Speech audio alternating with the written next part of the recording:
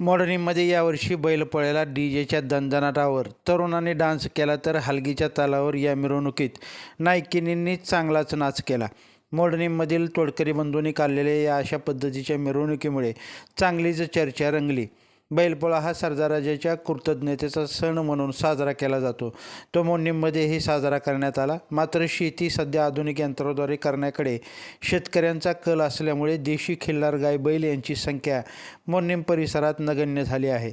ज्यांच्या दारी गाय बैल आहेत अशांनी मात्र बैलपोळा उत्साहात साजरा केला.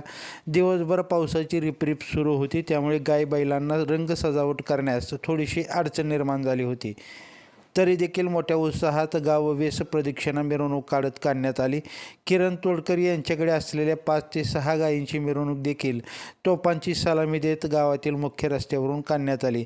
यावर्षी या मिरवणुकीत डीजेचा दणदणाट ऐकायला मिळाला. डीजेच्या या गाण्यावर तरुणाई धुंद होऊन नाचल्याचंही पाहायला मिळालं.